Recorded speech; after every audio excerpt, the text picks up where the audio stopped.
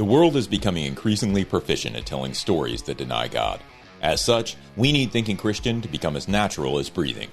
Welcome to the Thinking Christian podcast. I'm Dr. James Spencer. Through calm, thoughtful, theological discussions, Thinking Christian highlights the ways God is working in the world and questions the underlying social, cultural, and political assumptions that hinder Christians from becoming more like Christ. Now, on to today's episode of Thinking Christian. Hey everyone, welcome to this episode of Thinking Christian. I'm James Spencer, and I'm joined again, a second time, by Carmen Joy Imes. Dr. Imes is an associate professor of Old Testament at Biola University. She's written a couple of different books, one being God's image, and the one we're going to talk more about today, though, is actually bearing God's name, why Sinai Still Matters. And so this is the second time she's going to be on the podcast. We're going to be talking about a little bit about the command, the Old Testament command to not take the Lord's name in vain, and her understanding of that, and then just how the Old Testament is important for the Christian life today. So welcome back. It's great to have you. Thank you, James. Glad to be back. Yeah. Talk a little bit about what motivated you to write this particular book, or what got you interested in this particular topic. Sure. So I did my PhD at Wheaton College, and my dissertation topic was this command not to take the Lord's name in vain. So as I studied it, I kept thinking, wow, these concepts are so important. Everybody needs to hear this. Like, every Christian needs to hear this. But I was told in no uncertain terms that would people, like normal people, read my dissertation? And that's true.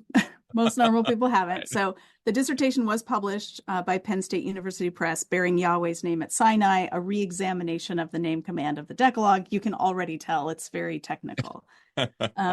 My husband's grandmother bought a copy of it because she was so proud of me. And then she was very angry. She said, "Carmen, I knew I wouldn't be able to understand the Hebrew in here, but you didn't tell me I wouldn't be able to understand the English." So my top typical priority, dissertation. Yeah. Yes, it's a dissertation. And so my top priority after this was finished was to rewrite it, to take this message and repackage it for a wider audience. And that's what you have in Bearing God's Name, Why Sinai Still Matters. It's not the same book. It's not like I just took my dissertation and made it easier to understand. The dissertation is taking a deep dive on one verse, Exodus 20, verse 7, that says you shall not take, most of us have heard it as, you shall not take the name of the Lord your God in vain. And I examined that verse from every possible angle in my dissertation. So there's chapters on the historical context, on the history of interpretation, on metaphor theory, on the literary context, theological themes, and just trying to figure out what is really going on here. The newer book, Bearing God's Name, is then taking that concept that I discovered at Sinai and tracing that concept through the whole Bible. So it really does go from Exodus all the way to the end of the Bible, and tries to help people understand this concept of bearing God's name. So I would argue that the command is not about our speech primarily. This is not telling us how or when we should or shouldn't say the divine name, but rather that it is expressing this concept that at Sinai, Yahweh was claiming the Israelites as his own people. And in effect, he was placing his name on them. So it's kind of a moment of branding at Sinai. And so he's telling them, now that you bear my name, now that you're wearing it, don't wear it in vain, or don't carry it in vain. And so he's saying, if you're going to be my covenant people, then your lives need to look like you are. So all the rest of the commandments in Exodus, Leviticus, and Deuteronomy are really a fleshing out of what does it look like to be a people who bear God's name. And so the book is tracing that theme through the whole Bible, as the covenant people bear God's name. Our behavior matters. The way we live testifies to the world of what God is like.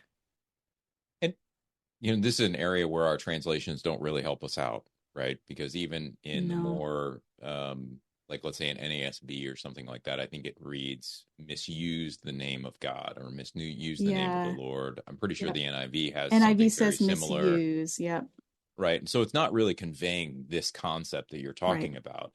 but if we think about it from a biblical and theological perspective, I mean, you can go back, I don't know, as early as I'm thinking, you could go back to something like Genesis 12, where God is going to make Abraham's name great.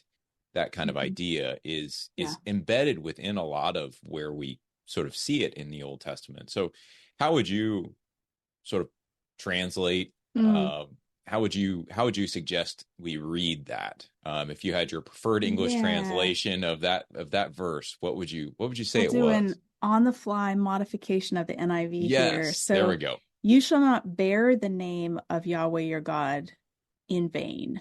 Okay. For Yahweh will not hold anyone guiltless who bears his name in vain. Then you have to talk about, okay, what does it mean to bear it in vain? Actually, if we wanted to be a little more colloquial with it, more NLT sounding, you could just say, you shall not misrepresent Yahweh your God. Okay. Because it really is a representative role. The only reason I'd hesitate to say misrepresent as the translation is then you lose the connection with name, and then you might miss all of the other places where this theme kind of pops up again. Pulls in. Yeah. Fair enough. And how do you see that playing? I mean, obviously the first couple commands, here in the Decalogue, you shall have no other gods before me. You shall not make an image. And now you shall not bear my name in vain. Yeah. Almost sort of hang together before you get into the Sabbath. They do. So would you see those not as one command out of three, but how do you see those sort of fitting together and flowing together as we move into then the Sabbath command and then the other commandments? I'll be honest, one of the parts of my work that's been the least appreciated, and I think the fewest people have really taken it on board, but I still feel like this is the right way to do it, is the way that I count the 10 commandments. Many people are surprised to hear that there's a debate about how to count them, and that the Hebrew Bible actually preserves two different ways of counting them side by side with the accent system. So I would take no other gods and no images or no idols as one command. Single command. Okay. And that's a single command, because in the ancient world, if you're going to worship another god, you need an idol of that deity to give worship to. And if you have an idol, the only reason you'd have it is so that you could worship it. So I think the two are one and the same. And there's grammatical reasons for connecting them. When it says, you shall not bow down to them or worship them, that's plural. But the sentence right before it is not to make an image, singular. So to find a plural antecedent, we have to go back up to, you shall have no other gods, plural, before me. So I think they hang together as one command, which then makes this the second command. And I think that these two are forming the sort of the heading for the entire list of commands as a way of sort of encapsulating the covenant formula. Sometimes scholars call it the covenant formula, which is, I will be your God and you will be my people. This sense of mutual loyalty, mutual obligation that is put into effect by the covenant is true if you're only worshiping Yahweh and you are representing him well, you're living as his people. Those are the two parts of the covenant formula. Everything else flows from that. Now, if you take this command in its traditionally understood sense, this hasn't been the only view of the command through history, but many people through history have thought that it's a prohibition of taking false oaths. Okay. And if you take it that way, then we've got another command later on the list, you shall not give false testimony against your neighbor, which is like a remarkable amount of overlap with this. Right. Isn't that sort of the same thing? And so why do you have one way up at the top of the list and one way at the bottom of the list that are so similar in God's top 10 list?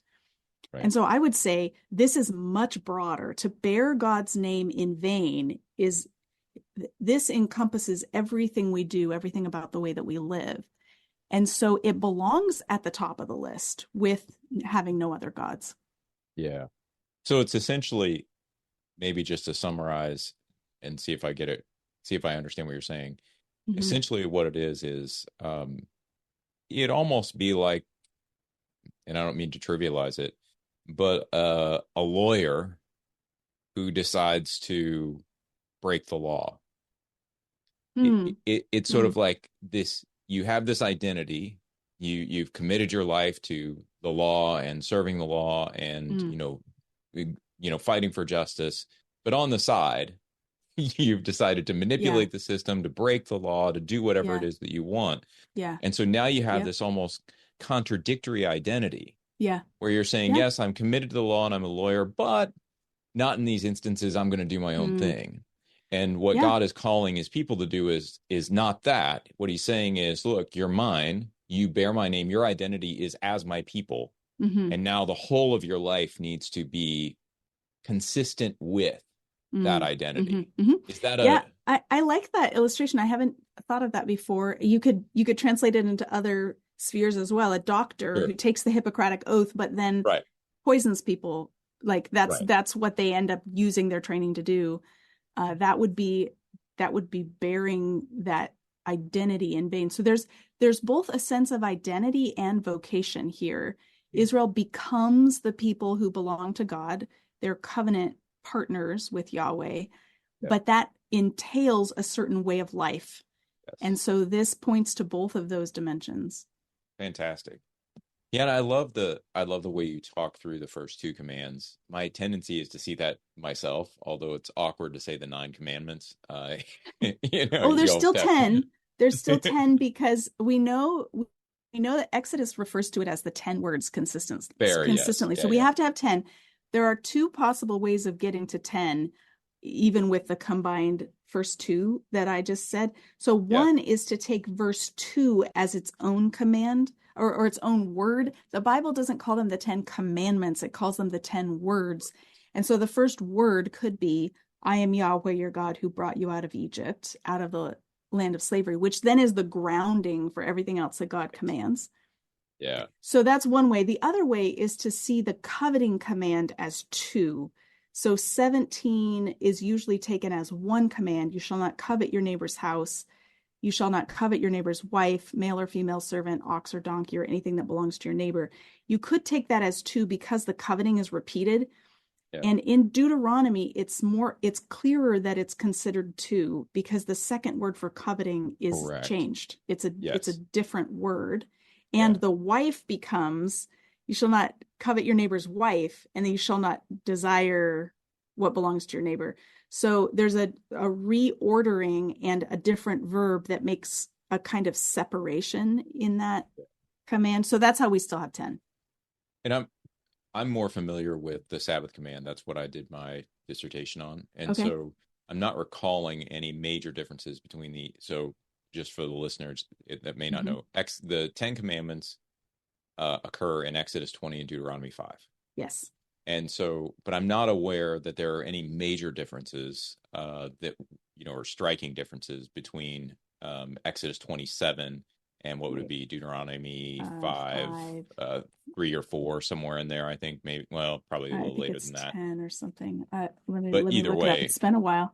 The in vain passage. Yes, it's 11. I think they're identical. Okay, so that's kind of what I remembered. Yeah. But what is true is that the Deuteronomy Decalogue or 10 Commandments, there are some tweaks throughout it that create a kind of new structure that I think highlight the name command. And it's been a while since I wrote my dissertation, so I'd have to look it up. There's someone who did some really good work on these additions, like your ox and your donkey is added to the Sabbath command. Yeah, and there's also obviously the change from creation grounding to the remembrance of the which is Exodus. So fun. Right, and then there's a line in there that talks about that they may rest like you rest, or as you, which is a change from Exodus. But yeah, there is definitely an expansion of that. The Deuteronomy command is a little longer, and it does include some other things, which it was just fascinating to look at and try to think through. What is all this doing, and how is it working, and why the switch over to the Exodus, and all that kind of fun stuff is always really interesting. Yeah. I love that. I tell my students there is no such thing as a second generation covenant member. And so Deuteronomy makes clear that you were at Sinai and you were redeemed from Egypt, not your parents. It was you, even though this is actually the second generation. Yeah. He resituates them theologically as if they were at Sinai, which is, I think, how we get the pattern and the justification for seeing believers in Jesus as members of the Sinai covenant and also Right. people who bear God's name. Peter takes his cue, I think, from Moses and Deuteronomy when he applies the covenant titles from Exodus 19 to a mixed audience of Jewish and Gentile believers, Yeah, calling them a kingdom of priests and a holy nation and God's treasured possession. yeah, and I think there's a lot of confusion around that. Now, we don't have to go into this, but just by way of Yeah. an aside, I think there is a lot of confusion about this when we talk about Israel and the church and the relationship between the two. Yeah. How is it that Peter can apply those terms to the church and still have Israel as a separate entity? And, as if, the church has sort of replaced Israel in that setting. But Yeah. when you really look at the Old Testament, you understand what's happening generationally and what's really going on there. You don't necessarily have to move in that direction. It's just a different way of conceptualizing the unity of this group and understanding how deeply the ownership runs when you enter into your new covenant with Christ. Yes. Yeah, I would describe it not that the church has replaced Israel, but that we've been incorporated into the covenant people through faith in Jesus. And I think that's how Peter sees it. I tend to think so too.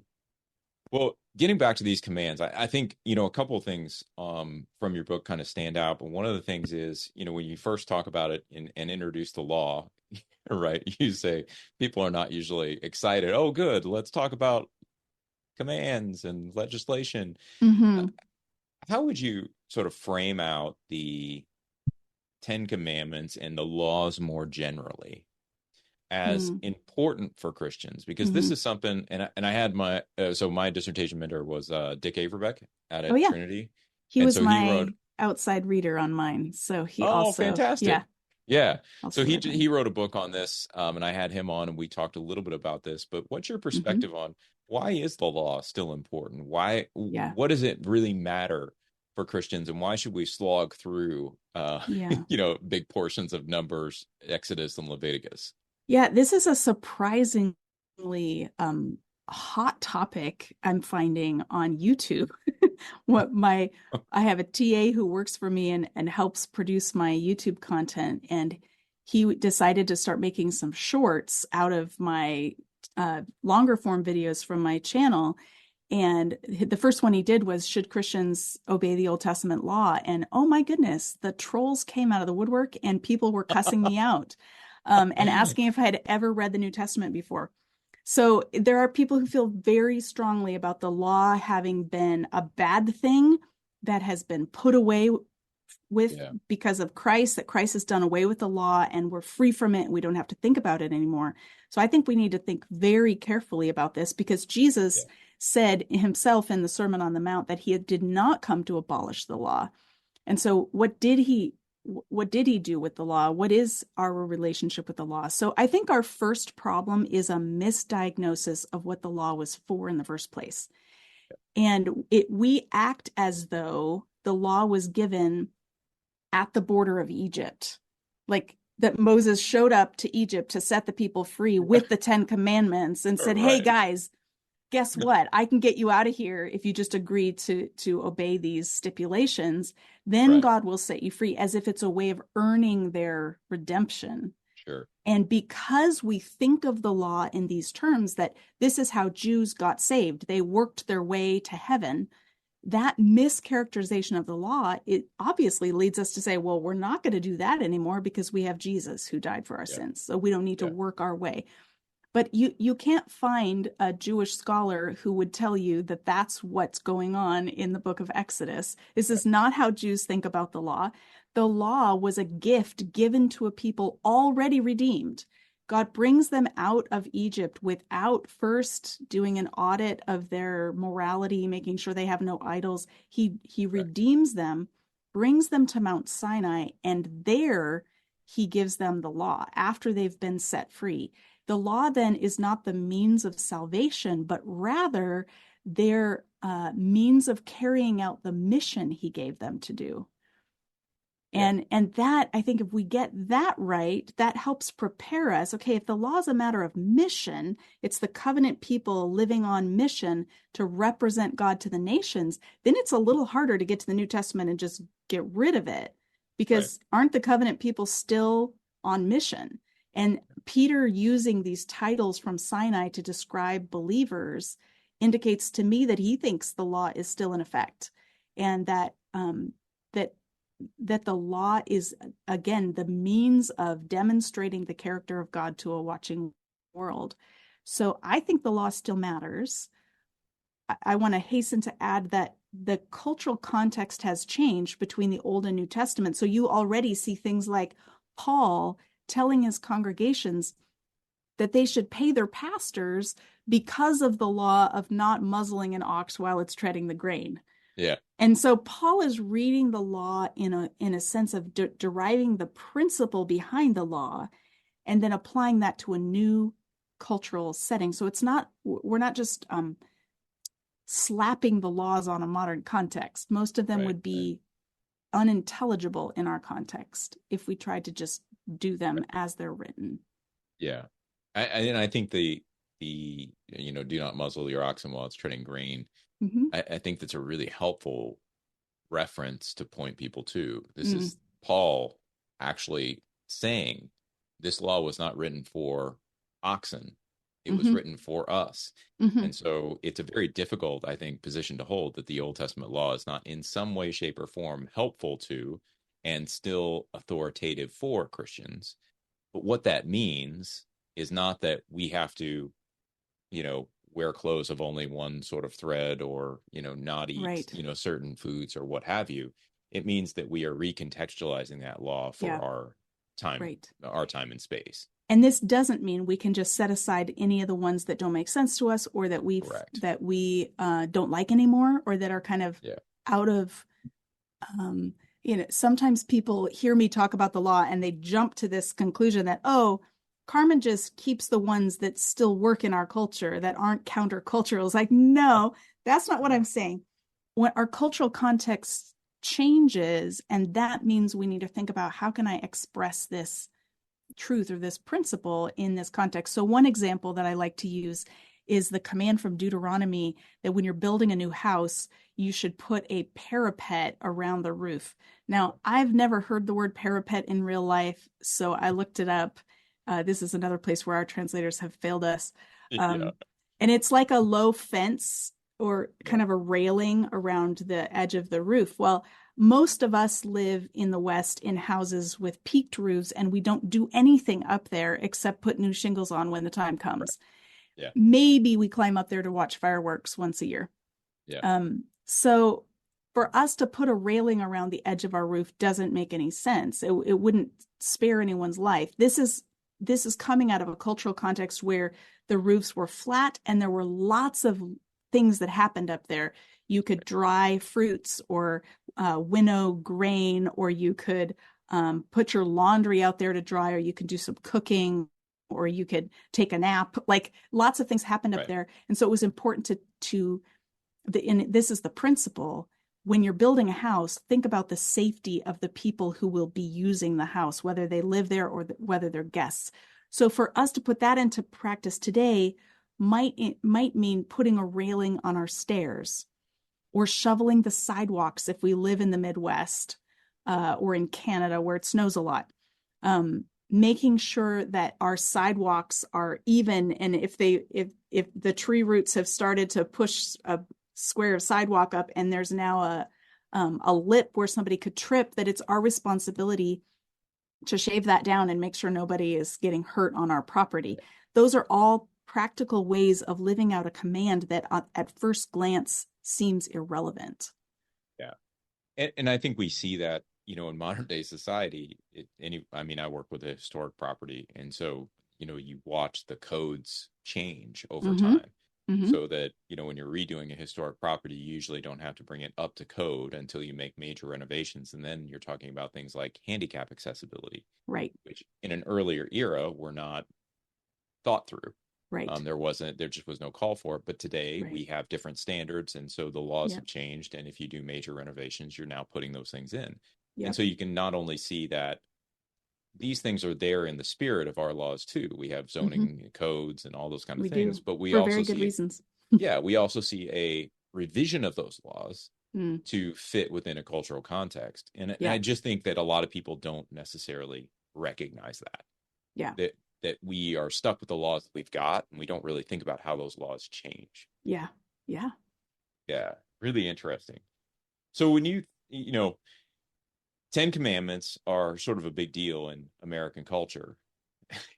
Hmm. Even just, when we think about the standards of morality and the basic, I think there was at least an era in which a lot of people would have said, well, what do you need to do to be a good person? And they would have pointed to the Ten Commandments or something very similar like it. Did you see the news this week? I didn't. The Louisiana governor 2 days ago signed into law that every public school classroom must display the Ten Commandments. And the paper has to be at least 11 by 14, and it has to be a certain point font, and it has to be the commands have to be central. They can't be peripheral to this. And this includes college classrooms of public universities. Every classroom, preschool on up through college, has to have the Ten Commandments. So when you say there was a time, I'm saying I guess the time this is is now. that time Yeah. in the South. And Texas, the governor of Texas tried to do this last September, tried to put it into law, this exact same law, or the same. I've seen the same summary of the law. Every classroom, certain size, certain font. Every student needs to be able to see the poster from sitting in any seat in the classroom, etc. Like you can't put it behind the door. Oh, Yeah, that's crazy. So there's a definite minority in our country that thinks that if we could just reinstitute the Ten Commandments, then our country would be back on track. Yeah.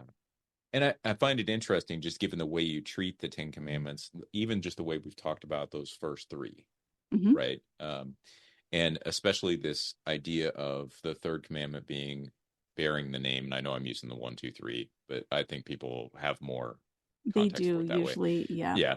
So when we think about, the third commandment as bearing the name appropriately or bearing the name not in vain, do you find that as you're talking about this, that people's preconceived notions about the Ten Commandments are a hindrance to them getting what you're really trying to convey and what the Ten Commandments, I think, contextually really are trying to convey? Yes, I do. And I think we see evidence of it in the Louisiana governor trying to make this in every classroom.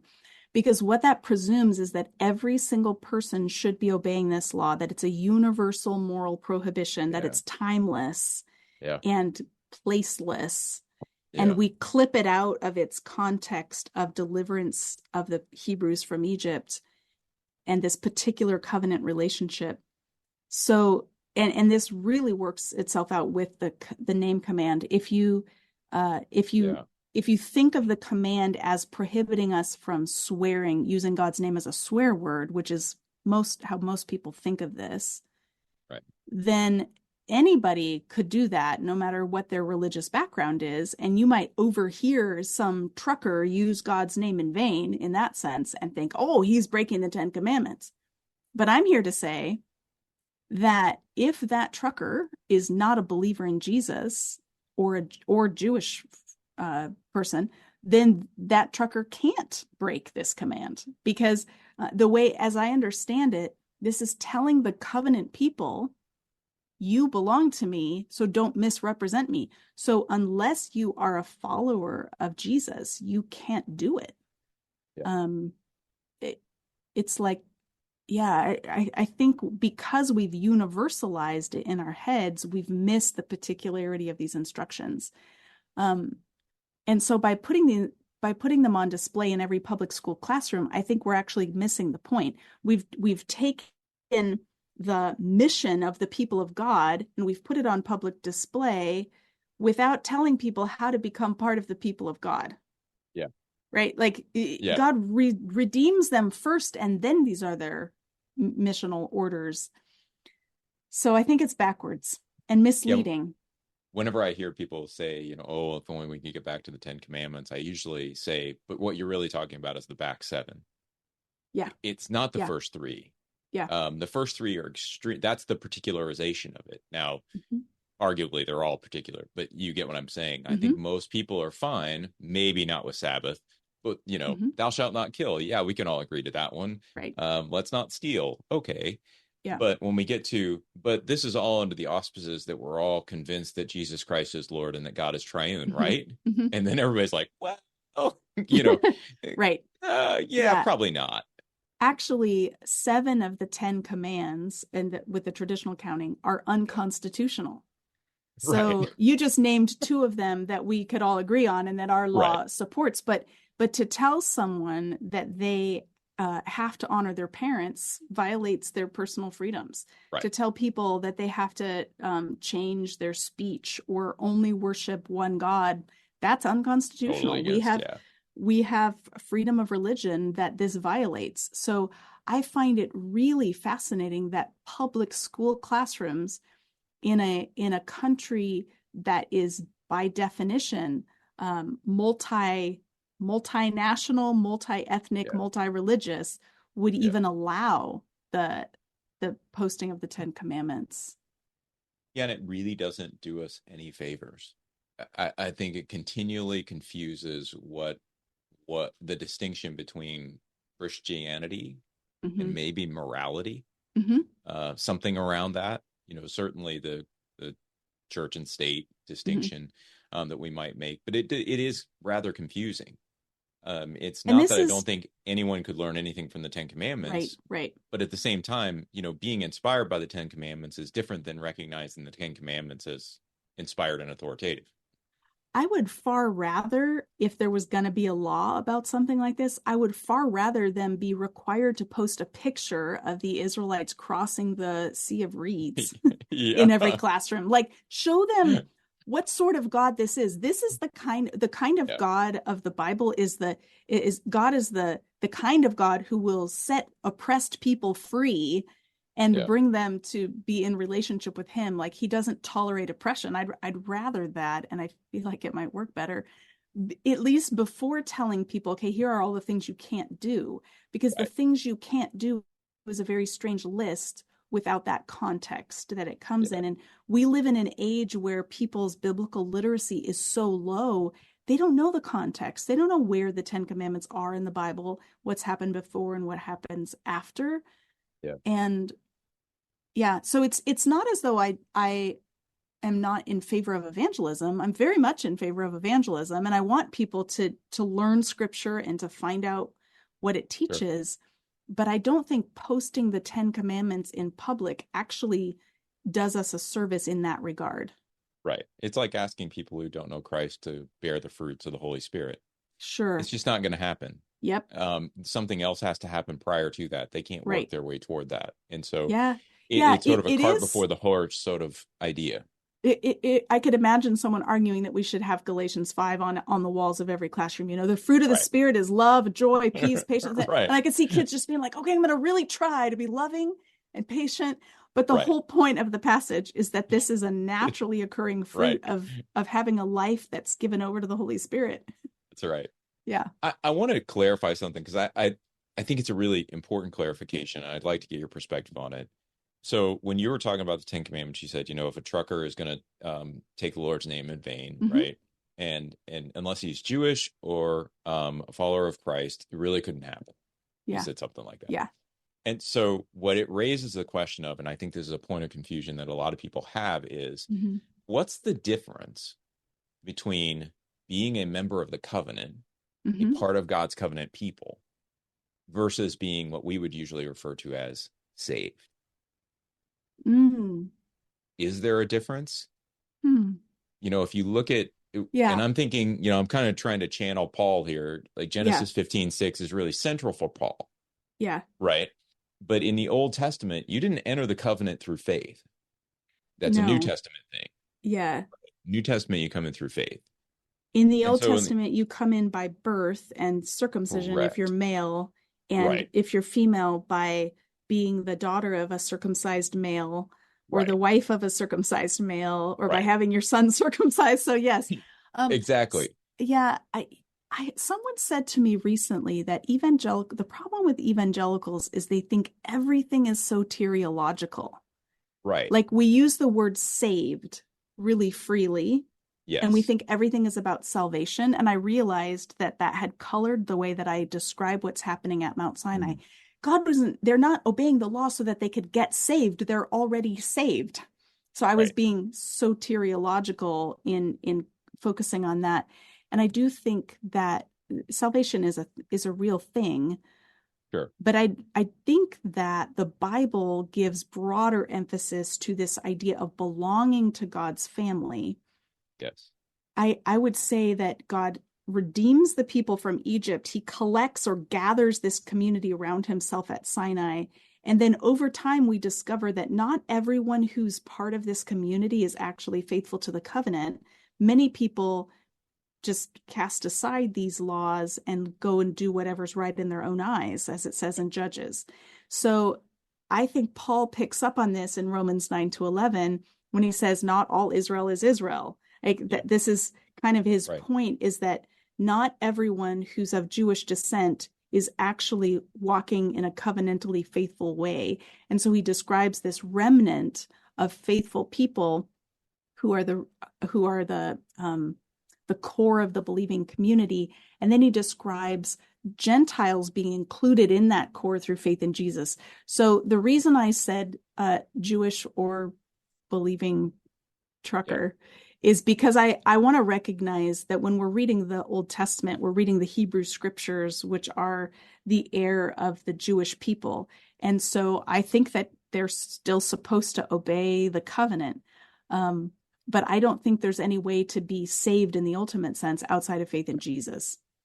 And that's what I wanted to clarify. I think there's a difference between covenant belonging and salvation. And there's a difference between the redemption at the Exodus and the forming of the covenant with the nation of Israel and with the descendants of Abraham who are by the flesh, let's say.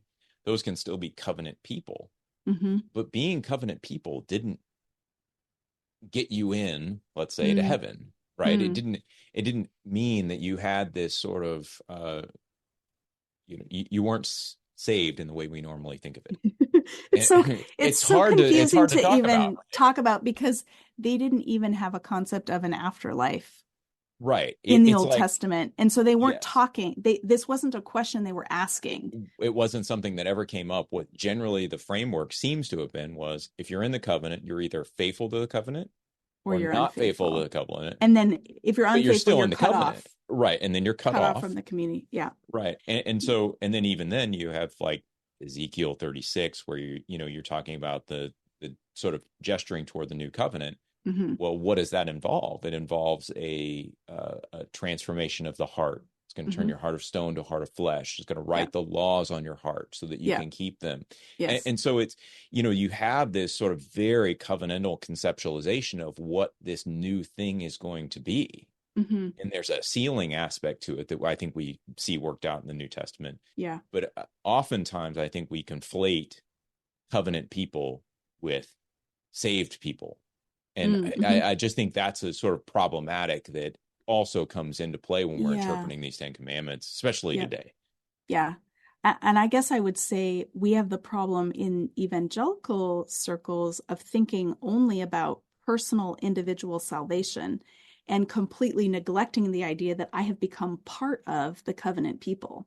And so that's why I chose that language, because I want to help recover the concept of belonging to God's family, because that's so it's so much a part of our identity and our vocation that we're in this together.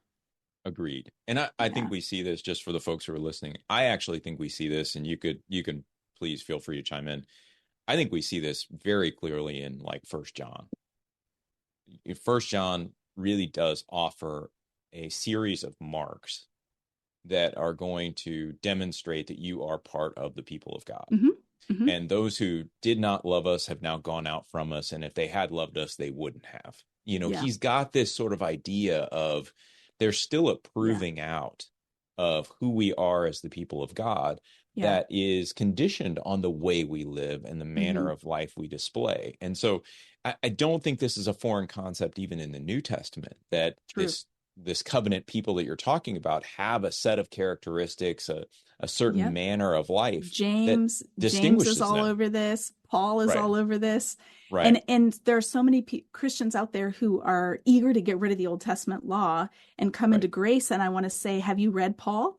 Because every one of Paul's letters is, the first half is, now here's what's true about you. And the second half is, now here's how you should live as a result. And he That's gives right. very specific parameters for how our lives ought to reflect our Yeah. identity as the people of God. And so I don't see the New Testament authors moving away from obedience in the least, No. but they have contextualized it. Yeah. Very good.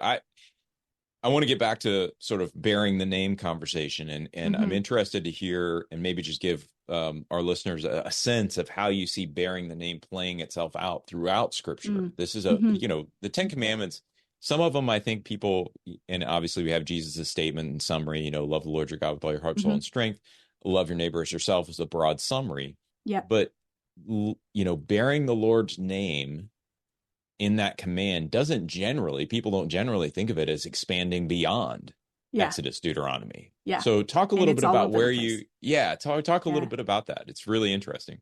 Yeah. Okay. So let me say first that I was really inspired by Chris Wright's book, The Mission of God. I think he really gets this concept of bearing God's name. Ironically, he had not connected it with this command Okay. until he was asked to write the foreword for my book, Bearing God's Name. And then the two came together for him, and he's like, oh, it's right here. And I hadn't made That's that awesome. connection. So Fantastic. I'm working on a commentary on Exodus right now for Baker. And it'll be a couple years before it's out. But Chris Wright just came out with a commentary on Exodus for Zondervan. And Okay. he has a really great paragraph I'd love to read, because I think it just it just helps lay a foundation for this theme. So he's talking about Exodus 19 verses 4 through 6 these are the first words that God says to the Israelites when they get to Mount Sinai. He calls them a treasured possession, kingdom of priests, holy nation. Yeah. But he says verse 5 is expressed as a condition. Now, if you obey me fully and keep my covenant. But it's very important to see what is not conditioned on Israel's obedience. This is not a condition of salvation, as if God had said to the Israelites in Egypt, if you obey my laws, then I will save you and you can be my people. No, he had already saved them because they were already his people. Furthermore, obedience is not, in this context, a condition of blessing. For example, as it was in chapter 15, verse 26.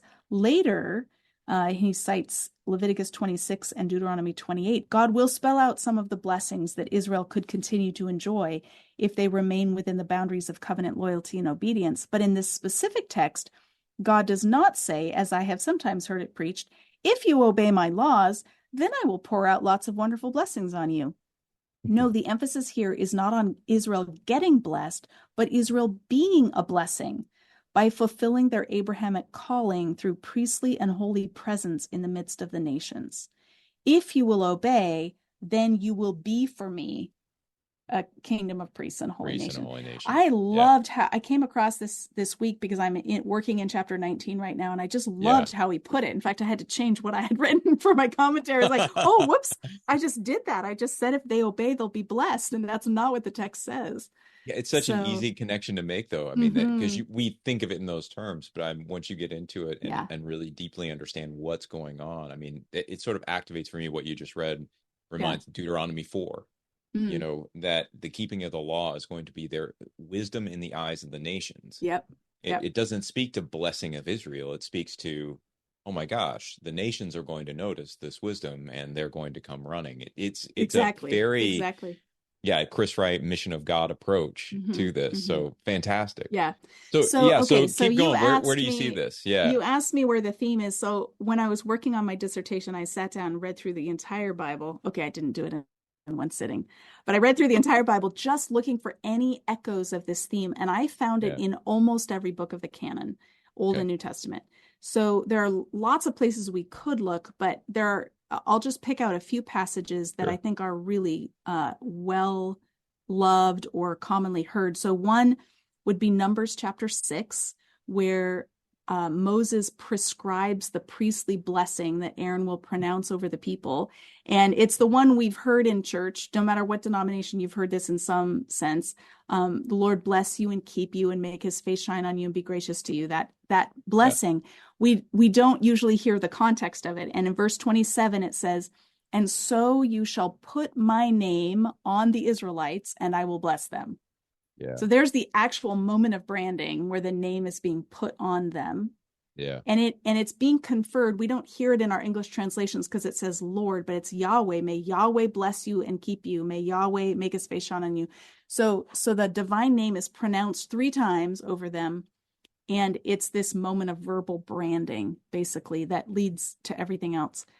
So hop, skip, and a jump to Psalm 23, which is such a well-loved psalm. Right. But I don't know how many people stop to think about what they're saying or what they're hearing. In Psalm 23, verse 4, nope, not verse 4, sorry, verse 3, he guides me along the right paths for his name's sake. Yeah.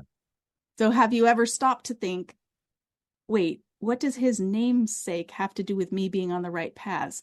So these paths of righteousness, the doing the right thing, is for the sake of God's reputation. His reputation is at stake based on how I live. And I don't know when this episode is going to come out, but in the week that we're recording this, there have been 3 major pastors who've had to step down from their ministries because of egregious sexual sin. And that is national news. And that's an example of God's namesake, God's reputation being tarnished. I'm seeing memes created by people who are not believers, who are warning people about going to church because that's where pedophilia happens. Yeah. It's so heartbreaking when the people who bear God's name fail to bear it well and instead harm people who are under their care. So that's one example. I think it's 2 Chronicles 7:14. Is it second or first? 2 7:14 is the people of my people that's the call one. by my name, right? Yep. So 2 Chronicles 7:14, if my people who are called by my name will humble themselves and pray, then I will hear from heaven and heal their land. And I had never really stopped to say, what do you mean called by my name? Nobody calls me Yahweh. I don't call anybody Yahweh. Like, what does that mean? And in Hebrew, it's if my people over whom my name has been proclaimed will pray, then I will hear them. Because there's this covenant relationship. If the people of God pray to God, God hears their prayer. Yeah. And that's another example of this. The name has been proclaimed over them, like in the priestly blessing. So that's one we hear a lot. And then you mentioned Ezekiel 36. And I think that's a fantastic place to go because it's the place where Ezekiel clarifies that the big problem with the exile is that it profaned God's name. Yeah. That the people who bore God's name went into exile, signaled to the nations that Yahweh was unable to protect them, that he was impotent. And so although they had to leave the land of Israel as a consequence of covenant unfaithfulness, that's not what it looked like to the nations. Right. And the nations were making wrong conclusions about Yahweh. Oh, these are the people of Yahweh, and yet they had to go out of his land. That says something about Yahweh being a minor deity who can't hold his own against Marduk of the Babylonians. Right. And so God says that he will wash them and bring them back to the land. He's going to sanctify them so that his name will be reconsecrated. And I think this is what Jesus is talking about when he teaches his disciples how to pray. And he says, hallowed be your name. Hallowed be thy name. Yeah. And when I was a kid learning the Lord's Prayer, I think that part of the prayer seemed kind of redundant to me. Right. Like, well, of course God's name's holy. Like, why would we have to pray to have it made holy? Yeah. God's name would be the holiest thing there is.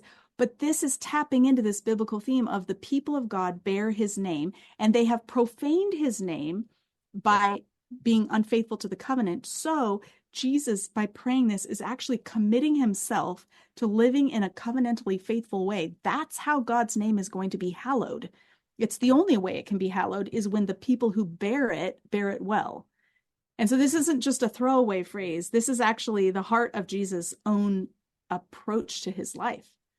Well, when you think about it, so I'm working on a book right now on Christian discernment, and this is one of the areas that I'm really looking at, trying to find these narratives where biblical characters make decisions and why they make the decisions the way that they do. Yeah. One of the ones I've been looking at, Genesis 14. Abram comes back from battling the kings, and the king of Sodom is going to give him these rewards. And what does he say? He says, "No, I'm not going to do that, because I swore to the Lord that I would not take anything from you, so that you could not claim that I'm the one who made Abram rich." Yes. Now, it doesn't, as I recall, it doesn't mention the name. It doesn't, have that specific language, but very similar concept. Yes. Abraham is in that moment, I'd hesitate to say protecting God's reputation. Yeah. But in some way, shape, or form, he's leaning into it and saying, no, I can't allow you to even have the opportunity to suggest that God did not establish me in all that I do. This has to be of the Lord, and I can't take anything. Yeah. And you see a very similar situation, although not, exactly the same, in the rejection of God as king when the Israelites ask for a king over them. Yes. You have these dynamics in which God is again, I hesitate to say victim, but but he is the one who takes the injury in some way, shape, or form, and then has to go about rehabbing all of that. So he rolls through Saul, he comes to David. Like, this is how that sort of cycle seems to work as the Israelites reject God or refuse to honor his name in an appropriate fashion, the name that they bear. Now God ultimately has to act to reestablish that reputation that he's had. And so it's a really fantastic framework, I think, for understanding what's going on in the Old Testament and in the New. This idea of bearing God's name and doing it well and faithfully is just crucial for the way we understand Scripture. Yeah, and there, we could then cross into later in the New Testament. We see it pop up so many times when Saul has his experience on the road to Damascus with the risen Lord. Ananias is told to pray for him, and he's like, "Wait, what? I'm not going to go touch this guy. He's a persecutor of the church." And the Lord tells Ananias, Paul is my chosen instrument to proclaim my name to the Gentiles and their kings and to the people of Israel. I will show him how much he must suffer for my name. So there's, again, this sort of name-bearing idea. In Peter, we have the statement, if you suffer for being a Christian, praise God that you bear that name. There's this sense of representation. There's a representative role for believers. We are the people who bear God's name. Yeah. It's really fascinating concept. I mean, I love the idea of it. And I really appreciate just your treatment of the Old Testament as a whole. I think you're in this book, what you do is you make Old Testament theology extremely accessible for people. It's really fantastically and easily written, and a really fantastic book. So glad you enjoyed it. Before we end up here, I like to ask my guests one final question. And so be interested to see how you answer it. What topic do you think that Christians should be thinking about today so that they can be and make disciples more faithfully? The first thing that comes to my mind is that we need to break out of our thought bubbles that the algorithms put us in, and that our neighborhoods put us in, and our institutions put us in, and we need to listen to a wider range of voices and learn from the global church. I have been so blessed to learn from brothers and sisters in Christ around the world who have a way of being able to see past my blind spots and show me things that I've missed in the scriptures, because their cultural context is asking different questions and having different hangups. And if all I got was from Twitter, I would think the whole world is on fire about this one issue. And so by reading the global church, I'm like, oh, good. The whole thing isn't crazy. Like, Oh, There's so sanity out there, at least a different yes. kind of crazy. That's Yeah, good. so one of the resources that I've come to appreciate is called everyvoicekingdomdiversity.org. It's a Okay, database of biblical studies resources from around the world. So if you're cool. studying Exodus and you want to know what is the global church saying about Exodus, you can type in Exodus and it'll show you African resources, Latin American, Asian, Eastern European, whatever resources. So I'm excited about that because I want to keep trying to step outside of the bubble that I live in. Gotcha. Very cool. I love that answer. Yeah, really good. Well, Carmen, I really appreciate you being back on the show. Obviously, I love your work and I resonate with everything you're doing in Old Testament theology. And just thanks for doing it. I think it's a noble work, a necessary work, and will benefit the church greatly as we continue to look back at the Old Testament and understand it so that we can better understand the New Testament, really. Mm-hmm. Yeah. Yeah, Yeah. just Thanks thanks for for having being me on. back. Absolutely. Good to be here. Everyone, we will catch you on the next episode of Thinking Christian. Take care. Just want to take a second to thank the team at Life Audio for their partnership with us on the Thinking Christian podcast. If you go to lifeaudio.com, you'll find dozens of other faith-centered podcasts in their network. They've got shows about prayer, Bible study, parenting, and more. And one by one, I watched my dear friends get engaged, get married, start having children. And especially as a woman, I felt like there was a certain timeline that these things needed to happen in my life. Charity Gale shares a personal testimony on The Walk, a podcast for worshipers. Join us weekly to hear songwriters, worship leaders, filmmakers, and other creatives tell their stories in the form of a devotional. The Walk can be found on lifeaudio.com or your favorite podcast platform.